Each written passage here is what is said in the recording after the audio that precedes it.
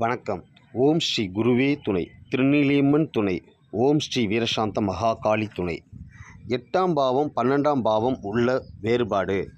4ஆம் பாவத்தில் 12ஆம் அதிபதி இருந்தால் படிப்பு சம்பந்தப்பட்ட பொருள், பேனா, பென்சில், நோட்டு, ஹால் டிக்கெட், கல்வி சம்பந்தப்பட்ட பொருள் இவை அனைத்தும் தொலைந்து போகிறது.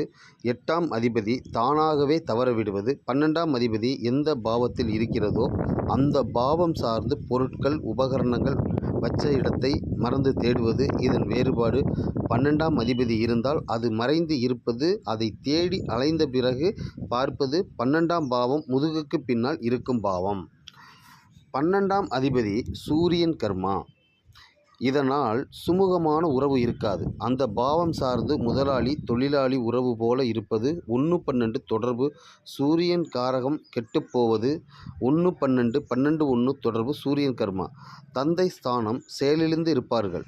ஏன் தந்தை ஸ்தானத்தை இழந்தவராகவும் விஆர்எஸ் வாங்கியவர் தொழிலில் நஷ்டம் ஏற்பட்டவர்களாக இருப்பார்கள். சம்பாதிக்க வழியில்லாமல் இருப்பவர்களாக இருப்பது. இன்னொருத்தர் கையை எதிர்பார்த்து வாழ்பவர்களாக இருப்பது. இதுபோன்ற ஒரு சூழ்நிலை 1-12 12-1 தொடர்பு உள்ளவர்களின் தந்தை ஸ்தானம் இருக்கும். லக்ன அதிபதி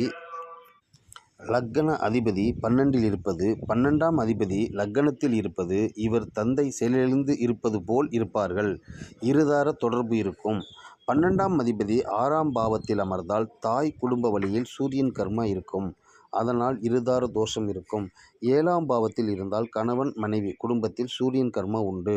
12ஆம் பாவத்தில் 12ஆம் அதிபதி இருந்தால் தாயின் தந்தை, தந்தையின் தாய் குடும்ப வழியில் சூரியன் கர்ம தொடர்பு உண்டு. எந்த பாவத்தில் 12ஆம் அதிபதி இருக்கிறதோ அங்கு சூரியன் கர்ம தொடர்பு உண்டு. நேரடியாக அல்லது மறைமுகமாக இருக்கும். 12ஆம் பாவம் அரசாங்க தோஷம். எப்படி? அரசு மூலம் ஏற்படும் பிரச்சனை. 12ஆம் பாவத்தில் எந்த அதிபதி இருந்தாலும் இந்த தன்மை உண்டு. அரசு சார்ந்த அபராதம், அரசு சார்ந்த ஆவணத்தில் நேர்மையாக இருக்க வேண்டும். அரசு சார்ந்த சிக்கல், வழக்கு இவர்களிடம் தேடி வரும். உதாரணம், 12ஆம் அதிபதி எந்த பாவத்தில் அமர்ந்து இருக்கிறாரோ அந்த பாவ காரகத்துவம் மூலமாக அரசாங்க இழப்பீடு வரும். அரசாங்க நோட்டீஸ் வரும். 12ஆம் அதிபதி 2ஆம் பாவத்தில் இருந்தால் வருமான வரியில் கவனமாக இருக்க வேண்டும்.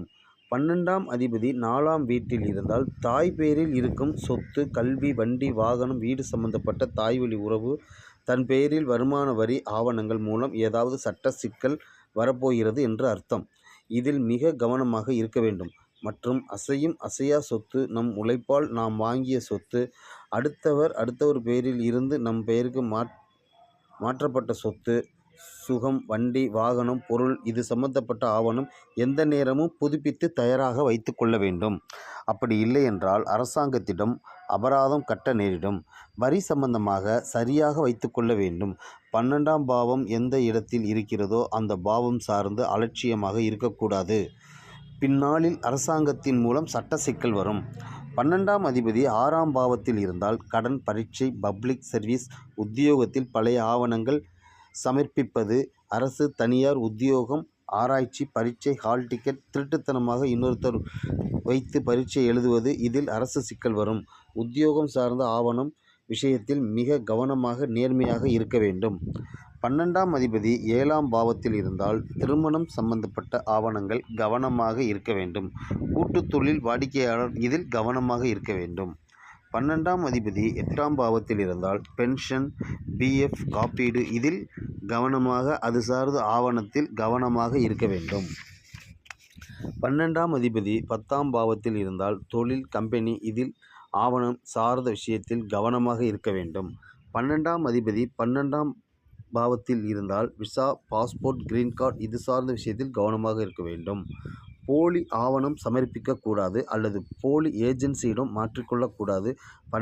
12ஆம் அதிபதி 11இல் இருந்தால் வெளியூரில் தங்கும்போது அடுத்தவர் ஆவணம் மூலம் தங்கக்கூடாது.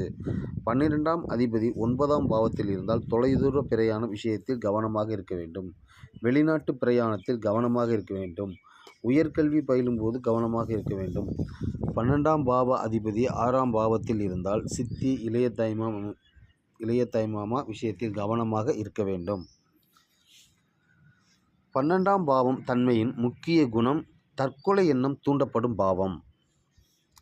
அடுத்தவர்களிடம் தன்னுடைய இச்சைக்காக உறுதியாக தற்கொலை செய்து கொள்வேன் என்று கூறுவது தற்கொலை செய்து கொள்ள தைரியம் இருக்காது.